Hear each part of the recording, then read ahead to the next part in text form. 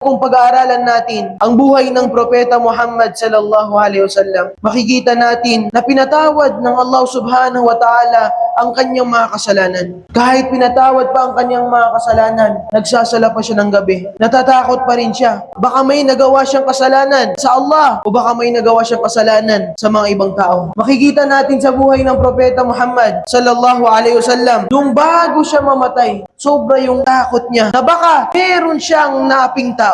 Nanginginig siya sa takot. Ang Propeta Muhammad sallallahu alaihi wasallam, nabanggit sa kanyang sira, nung malapit na siya mamatay, pumunta siya sa mimbar, tumayo siya at nagsalita siya sa mga tao. Sinabi niya sa mga tao, sino man ang nahagubit ko ang likod, narito ang aking likod. Kung sino man nadungisan ko ang kanyang karangalan o nakuha ko ang kanyang yaman, nandito ako ngayon. Nandito ang yaman ko. Ngayon, binibigyan niya na pahintulot ang mga tao na gumanti na sila ngayon habang buhay pa siya. Bakit? Kasi sinabi ng Propeta Muhammad sallallahu alaihi wasallam, hayaan siyang gumanti bago pa dumating ang araw na walang dinar, walang dirham. Hindi mo pwede bayaran ng isang tao. Kahit milyonaryo ka pa, hindi mo mababayaran ng isang tao. Ang isang ginawa mong kasalanan sa isang tao, hindi mo siya mababayaran ng pera. Yun ang sinabi ng Propeta Muhammad sallallahu alaihi wasallam. Tingnan natin, wala naman siyang inaaping mga tao. Pero sinisigurado pa ng Propeta Muhammad sallallahu alaihi wasallam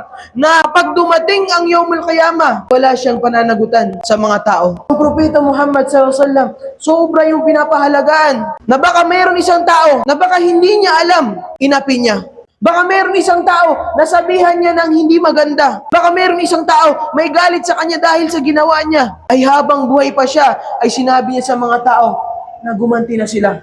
Para sa kabilang buhay, ay wala nang pwedeng humingi sa kanya ng kapalit. Wala nang pwedeng humingi sa kanya na kailangan niyang bayaran.